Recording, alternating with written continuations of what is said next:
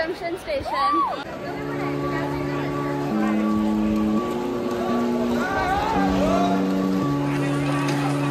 Adventure इकडूनच start झालंय। Ready for the track, ready for the track. 3 hours later.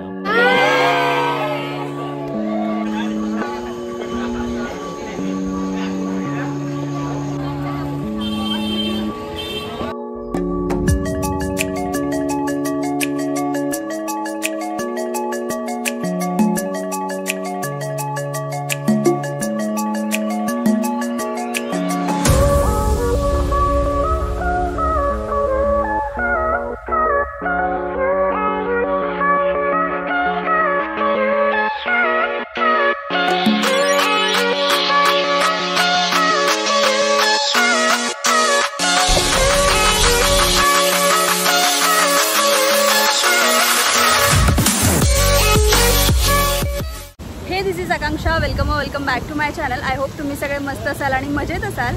तर welcome with this amazing view. So basically आम्ही सगळे ऑफिसचे colleagues आज माथेरानला आलो आहोत। तर तुम्ही बघितलंच स्टार्टिंगपासून की आम्ही कसे आलो आणि सगळं काही। तर ॲक्च्युली खूप मोठी ट्रॅजेडी झाली होती, काही जणांची ट्रेन मिस झाली, त्याच्यामुळे काही जण मागून वगैरे आले। बेसिकली आता काय झालं, ठाण्यावरून आम्ही अराउंड 6:30ची ट्रेन पकडली आणि तिकडून आम्ही नेरळला आलो, नेरळ जंक्शन। सो तिकडे आम्ही नाश्ता वगैरे केला आणि मग तिकडून एक कॅब बुक केली। सो कॅब बुक करून आता आम्ही आलो आहोत कड्यावरचा गणपती हा एक स्टॉप आहे। सो कड्यावरच्या गणपतीपासून आम्ही इकडून ट्रेक स्टार्ट करणार आहोत।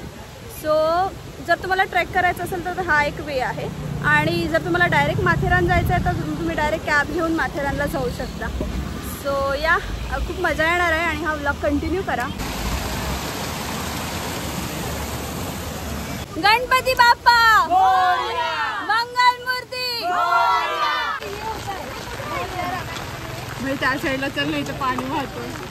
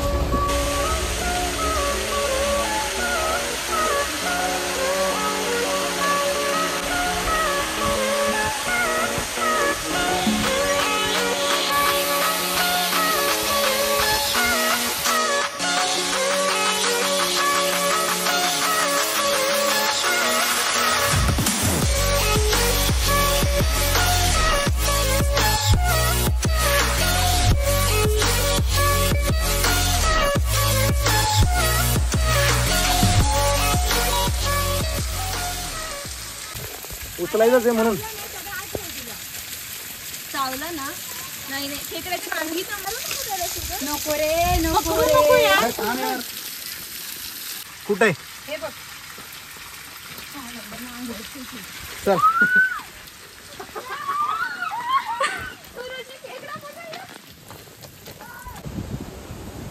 मीट माय न्यू फ्रेंड।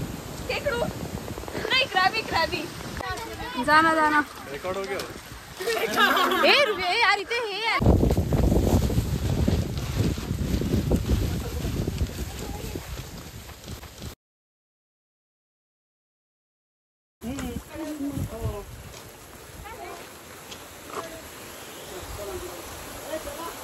हे असेच मध्ये मध्ये सगळीकडे वॉटरफॉल्स आहेत आणि इतकं भारी व्ह्यू वाटतं, वातावरण एवढं प्लीजंट आणि आम्ही खूप जास्त एन्जॉय करतो ह्या ॲटमॉस्फिअरचा।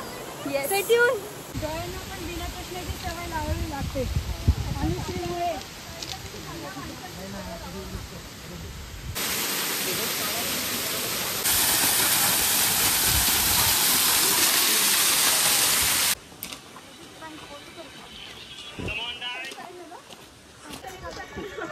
नहीं कौन सोने वाला है?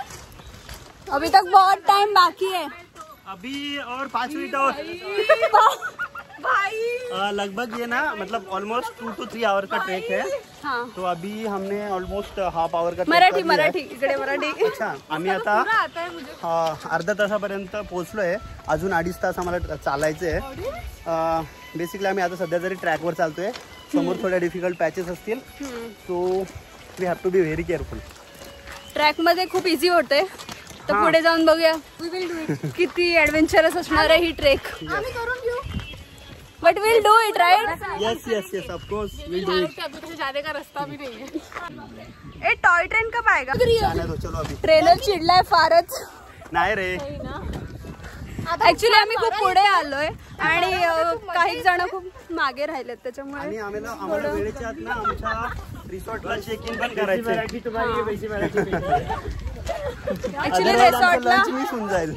रिसॉर्टला चेक इन करायचं, टाइमवर पोहोचायचं आहे। तिकडे ऍक्च्युली एक विला बुक केलाय, तर मग तिकडेच लंच वगैरे करणार आहोत।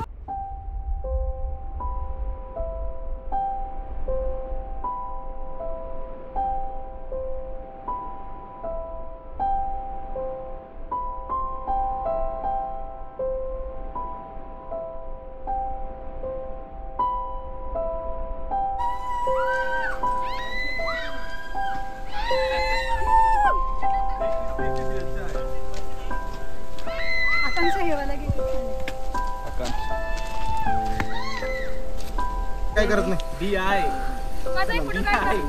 फोटो नाही तर तू व्हिडिओ मध्ये आली।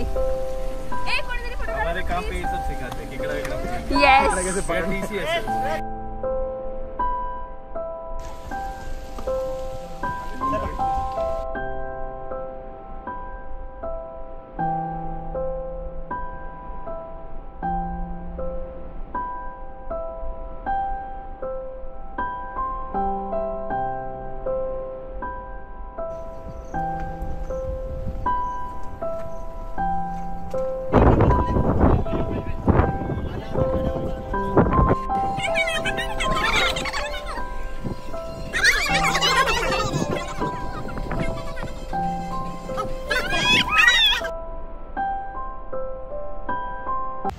तर पटरीवरून चालताना तुम्हाला असे छोटे छोटे स्टॉल्स दिसतील, जिकडे वडापाव मॅगी वगैरे आहे, सो तुम्ही घेऊ शकता।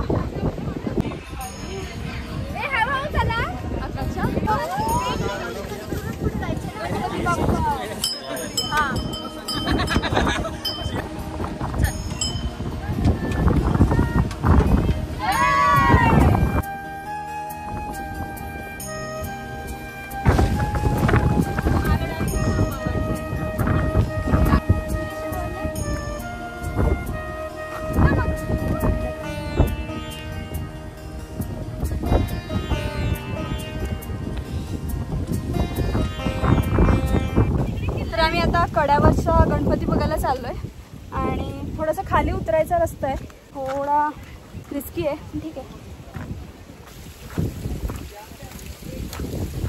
खूपच भारी वाटते।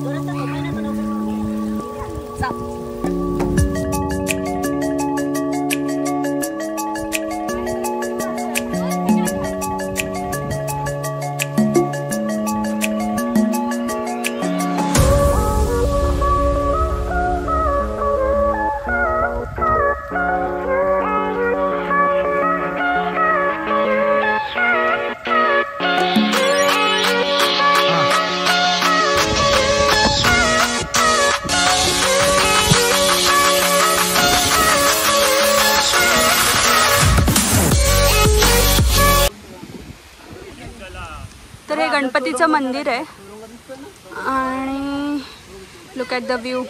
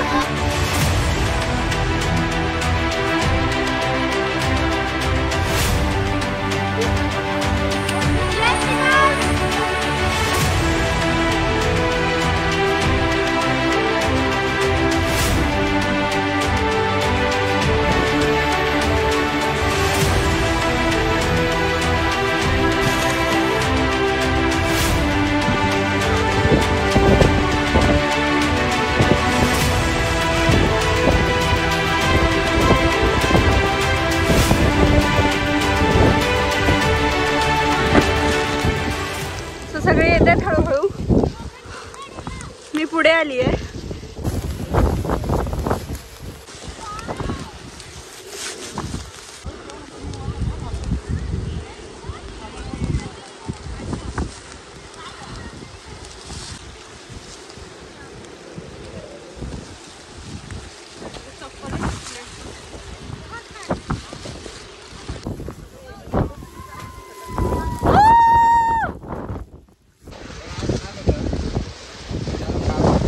काकडी मका वगैरे आहे, ज्यांना खायचं आहे ते खाऊ शकतात. एकदम टॉपला आहोत आम्ही आता.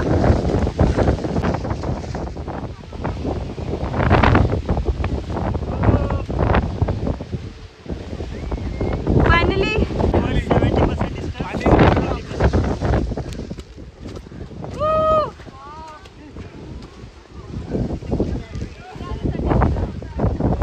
House the experience?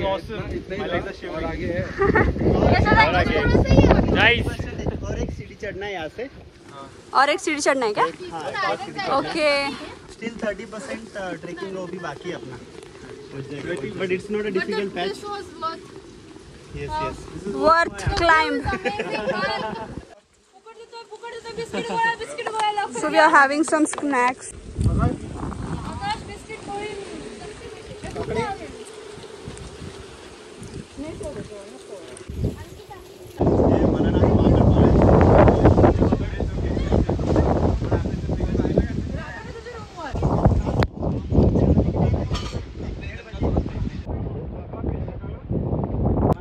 Okay, so हे नेरळ आहे. तुम्ही कसं फोटो पण काढवायचा?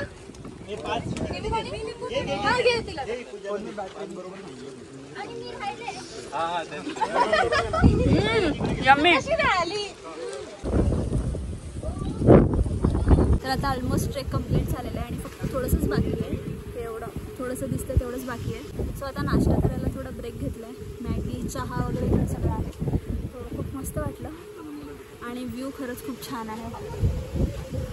फक्त मध्ये एका बाजूचं म्हणजे गोल गोल पडतो, याला नेड बोलतात. काय बोलतात? नीड. मराठी शब्द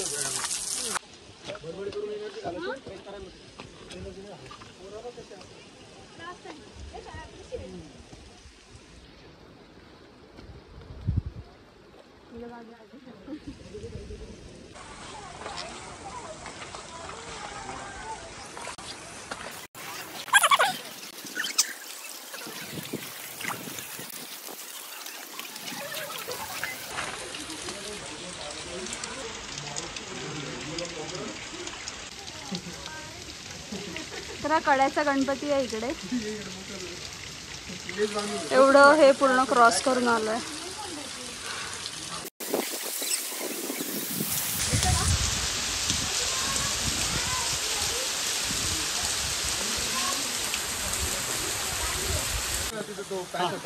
डोंगर मध्ये कोरला गेलेला आहे. समजा जेव्हा दोन प्रकारचे जेव्हा स्टोन एकत्र आले, तो मधला जो पॅच आहे ना तो लाल कलरचा आहे, त्याच्यात फेरस आहे म्हणजे आपला आयन वगैरे. समजा असं पूर्ण उभं डोंगर असेल, दोन्ही बाजूने बोलून त्याला असं गोल होल पडतं, त्याला नेडं बोलतात. म्हणजे सुईचं जे टोक असतं आपण दोरा होतो त्याला पण नेडं बोलतात. तशा टाईपचं स्ट्रक्चर फॉर्म होतं. इथं पण तसंच झालेलं, पण हा पूर्ण वरपर्यंत भंगलाय. पण असा ट्रान्सपरंट पूर्ण. याचा इतिहास असा आहे का शिलार घराणं, त्याची एक स्टोरी आहे का बंगालचा एक राजपुत्र असतो, त्याला त्याच्या राज्यामध्ये त्याचं मन लागत नाही. मग तो सफरवरती निघतो, म्हणजे कुठं पण त्याला फिरायचं होतं. त्याला राज्य नाही करायचं, त्याला फक्त फिरायचं. असं करता करता त्याला कळतं का भारत करून एक भूमी आहे, मला कोणी आश्रय देईल का. मग एका मुलाच्या घरी तो राहतो. तो तिथे रूट वगैरे त्याच्या घरच्याशी कॉन्टॅक्ट नाही होत. पण तो राजपुत्र असतो फक्त त्याच्या पुरताच सीमित असतो, कोणाला माहित नसतो राजपुत्र म्हणून. तो तिथे येतो, राहतो, बरेच दिवस रोज जातो, म्हणजे पूर्ण मोठा होतो. ते ज्याच्याकडे राहिला असतो ना तो फक्त एक मुलगा आणि त्याची आई, दोघं जण असतात घरामध्ये. ते त्याला रडताना दिसतात. तो सकाळी विचारतो काय झालं, तुम्ही रडत का बरं होते. तर तो आधी सांगत नाही त्याला. मग खूप भरपूरदा विचारल्यानंतर तो सांगतो की एक प्रथा आहे, डोंगराच्या वरती गरुडवंशी लोक राहतात आणि खाली नागवंशी लोक राहतात. तर एक वर्षाला एक बळी देतात, नागवंशीचा एक बळी. तो माणूस शिजवून खातात, कॅनिबलिझम ज्याला म्हणतो आपण, ती पद्धत. तर मग तो म्हणे तू का रडतोय म्हणे यावर्षी आमच्या घराण्याची आहे आणि मी एकुलता आहे की माझ्या घराण्यातला. जर मी गेलो तर आमचा वंश इथं संपेल, तर तुम्ही मला सांभाळ केला तर मी जातो म्हणे तुमच्या वाट. मग तो जातो वरती. मग त्याला ते सगळे गावाले प्रोसेस सांगतात. का असं आहे, तू तोंड वगैरे बांधून जायचं, वरती एक दगड आहे काळा कात घडवलेला, त्याच्यावर तू उभं राहायचं, तू तोंड टाकलेलं जायचं, तो राजा वगैरे दुर्वंशी राजे लोक येतील, तुला मागे खातीला निघून जातो, त्यांचा उत्सव असतो. मग ते येतात, ते पूर्ण घातलेलं असतं. आणि याच्या आधी त्या राजाने असं पाहिलं नसतं की तो पूर्ण घातलेलं आहे. आणि ती तो बंगालचा राजपुत्र म्हणून तो गौरवर्णाचा असतो, म्हणजे गोर असतो. आणि बाकी इकडचे कोकणचे लोक म्हणजे ते थोडेसे सावळ्या रंगाचे. मग त्याला थोडंसं हे होतं का हा गोऱ्या रंगाचा माणूस कोण आहे बघितलं. मग तो विचारतो तू कोण आहे, तर तो बोलतो का नाही तुम्हाला त्याच्याशी काय घेणे, तुम्ही फक्त मारून खा, तुमचा सण साजरा करून निघून जा. या कारण मला आश्रय दिला म्हणून मी त्यांच्या त्या कृत्यर्थ मला स्वतः जीव द्यायला तयार आहे. तर मग तो राजा खुश होतो त्याच्यावर. तर तो म्हणे ठीक आहे म्हणे, तुला काय मागायचं ते माग. तर तो म्हणतो का आत्ता जो तुम्ही माझा बळी घेताय तो शेवटचा राहील, त्याच्यानंतर तुम्ही बळी घ्यायचा नाही, नागवंशाचा कोणाचाच बळी नाही घ्यायचा, माझा राहील तो शेवटचा राहील. तो मी खाली जातो, त्या सगळ्यांना सांगतो की असं असं मी यांच्यासोबत सौदा केलेला आहे, इथून पुढे तुम्ही नागवंशाचा बळी नाही घेणार. तर मग तो जातो. मग राजाला कोणतरी हे नव्हतं का तुम्ही मूर्ख आहे बाबा, तो खाली निघून गेला तो वरती येणारच नाही आता, तशी पण तुम्ही प्रथा बंद केली, आता काय तुम्ही नागवंशाचा जीव घेऊ नाही शकत. मग तो म्हणे नाही मला याच्यावर विश्वास आहे. तो परत वरती येतो त्याच्या शब्दाप्रमाणे. मग तो राजा परत खुश होतो का तू एवढा शब्द पाळतोय म्हणजे तू आहे बाबा, म्हणजे शास्त्रधर्म, तो राजपुत्रच असतो ना, मग शास्त्रधर्म एकदम परिपूर्ण पालन करतो. मग तो सांगतो का माझी एकुलती एक कन्या आहे, माझ्या राज्याला वारसदार नाही, तू त्या मुलीशी लग्न करायचं, तुमचा जो वारस राहील तो ह्या राज्यावरती राज्य करेल. मग ते नंतरून ते लग्न होतं, मग ते पुढे ते डिसेंडंट ते राज्य करत जातात. हे 1000 वर्षापूर्वीची गोष्ट आहे. तर त्या शिळेवरचा आहार म्हणून ते काहीतरी सणाचं नाव असेल म्हणून त्या घराण्याला नाव पडतं. ते राजाच्या त्या राजाच्या मुलीचा जो वंश वाढतो त्याला शिलाहार घराणं हे आडनाव पडतं. नंतर त्याचा अपभ्रंश होऊन शेलार म्हणून पडतं. तर शेलार घराण्याचं राज्य हे कोकण पासून तर आपण कर्नाटक, त्यावेळेचा कर्नाटक, आत्ताचं नाही, त्यावेळेचा कर्नाटक पर्यंत दोन्ही भाग याच्यावरती त्यांचं राज्य होतं. तर इथे एकूण 116 किल्ले त्यांनी बांधलेले, त्याच्यापैकीच हे त्यांचं बांधकाम आहे. आणि हे जे आहे त्यांनी त्यावेळेस बांधलेलं आहे, ते अजून पण टिकून आहे.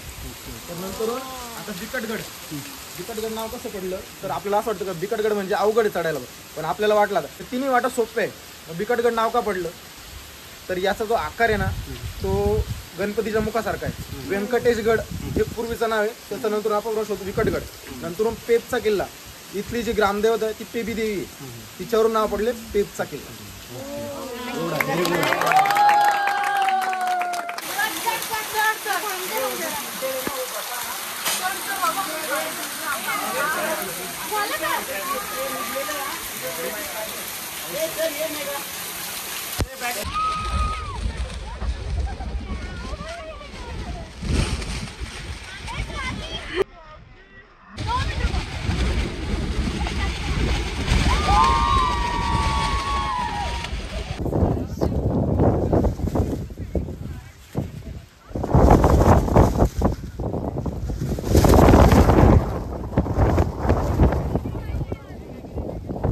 So finally we are at the top of the mountain.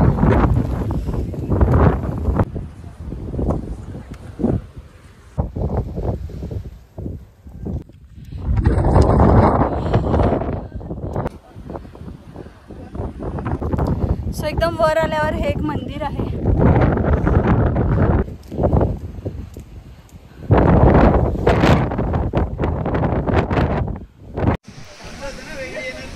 तर इकडे एक स्वामी समर्थांचा मठ आहे, पण आय गेस तो बंद आहे. तर आता वर आम्ही फोटोज वगैरे काढले आणि नाश्ता वगैरे केला, थोडंफार जे पण खाऊ आणलेला तो. आणि आता लगेच उतरतोय. ॲक्च्युली पाऊस थांबला त्याच्यामुळे पटापट उतरू शकतो, पाऊस आला तर मग खूप हार्ड होऊन जाईल, त्याच्यामुळे मग आता मस्त उतरतोय.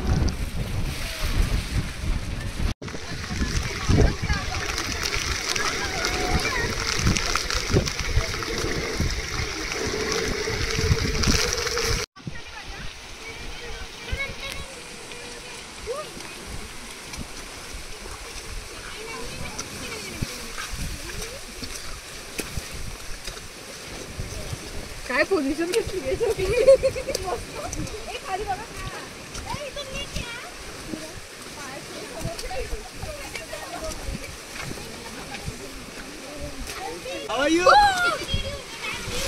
सावकाश.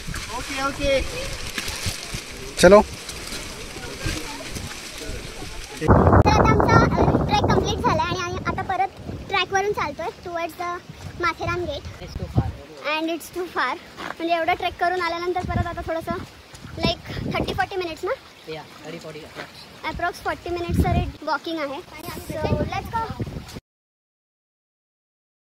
तर एवढं चालून आता इकडे पार्किंगचा एरिया दिसतोय.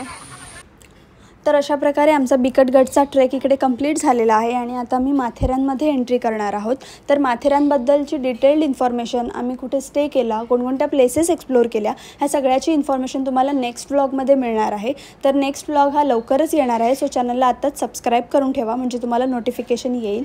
आणि जर व्हिडिओ आवडला असेल तर नक्की लाईक करा आणि शेअर करा. भेटूया आपण नवीन व्हिडिओमध्ये. तोपर्यंत बाय.